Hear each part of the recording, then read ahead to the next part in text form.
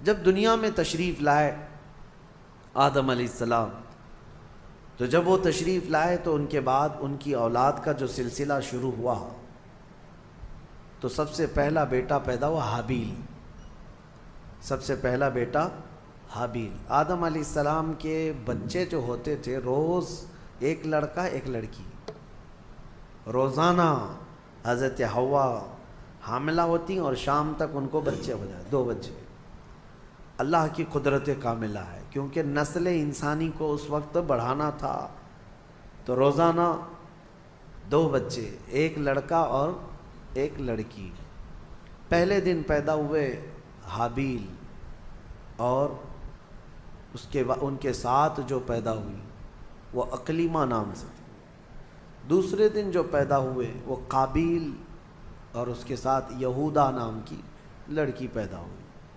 اب قانون شریعت یہ تھا آدم علیہ السلام کی امت کا، امت کون ہے؟ ان کی اولاد ہی۔ اب قانون آدم علیہ السلام چونکہ رسول تھے، شریعت کا قانون یہ تھا کہ آج جو پیدا ہوا لڑکا ہے وہ کل پیدا ہونے والی لڑکی کے ساتھ نکاح کر سکتا ہے۔ سیم ڈے والی لڑکی اس کی سگی بہن مانی جاتی، حالانکہ سب بہن ہیں، لیکن سیم ڈے جو پیدا ہوئی وہ لڑکی اور وہ لڑکا شادی نہیں کر سکتے۔ اور آدم علیہ السلام کی شریعت کا ہی یہ قانون۔ میں یہاں رک کر کے تھوڑی بات بتانا چاہوں گا۔ آج جو لڑکا پیدا ہوا ہے وہ کل جو لڑکی پیدا ہو رہی، یہ دونوں بھائی بہن ہیں یا نہیں؟ ایک ہی ماں سے ہیں اور ایک ہی باپ سے ہیں، لیکن چونکہ اس وقت کوئی آبادی ہی نہیں تھی، کوئی دوسری آبادی ہی نہیں تھی، شادی ہونا ہے تو انہی میں ہونا ہے، نسل پیدا ہونا ہے تو انہی میں ہونا ہے۔ یہ آدم علیہ السلام کی شریعت میں جائز تھا۔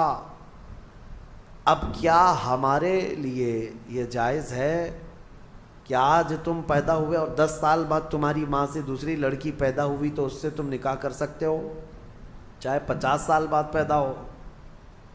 نہیں، سگی بہن ہے تو اس سے نکاح حرام ہے۔ کل میں نے آپ کو بتایا تھا محرمات عورتیں کیا ہے۔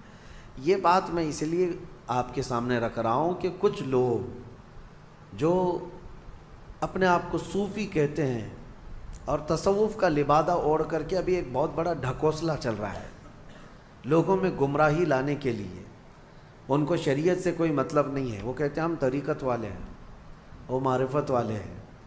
ان کے ہاں کیا ہے، ایک چیز وہ دلیل کے طور پر لاتے ہیں کہ سجدہ کرنا اپنے پیر و مرشد کو یا قبروں کو یا اولیاء کو جائز ہے۔ وہ اس لیے کہتے ہیں کہ کیا آپ کو نہیں پتہ آدم علیہ السلام کو سارے فرشتوں نے سجدہ کیا تھا؟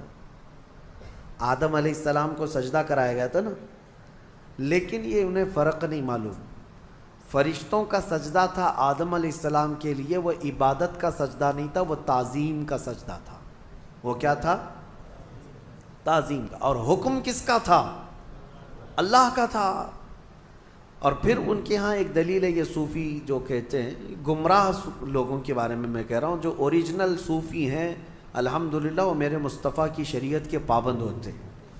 اصل صوفی دیکھنا ہو تو غوث اعظم ہے، اصل صوفی سرکار غریب نواز ہے، وہ شریعت پر پورے کامل طور پر پابند تھے۔ اور ایک دلیل وہ یہ دیتے ہیں کہ یوسف علیہ السلام کو ان کے باپ اور ان کے 11 بھائی سارے لوگوں نے سجدہ کیا تھا، وہاں بھی وہ تعظیم کا سجدہ تھا۔ پہلی شریعتوں میں تعظیم کا سجدہ جائز تھا، لیکن میرے مصطفیٰ کی شریعت میں تعظیم کا سجدہ بھی جائز نہیں، تعظیم کا سجدہ بھی جائز نہیں۔ نہ کسی پیر کو، نہ کسی فقیر کو، نہ کسی ولی کو، کسی کو بھی سجدہ کرنا جائز نہیں ہے۔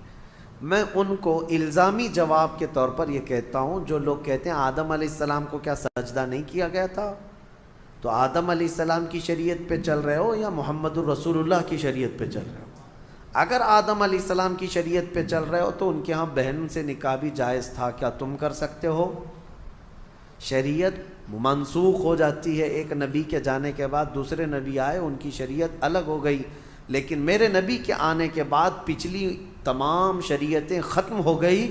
اب جو بھی چلے گی وہ کیا ہے؟ آئی نئی حکومت، سکہ نیا چلے گا، اور ابھی نبی کریم صلی اللہ علیہ وسلم کی شریعت، حتیٰ کہ قیامت کے قریب عیسیٰ علیہ السلام بھی تشریف لائیں گے تو فرمایا گیا وہ شریعت مصطفیٰ کے مطابق عمل کریں گے، وہ اپنی شریعت لے کر نہیں آئیں گے۔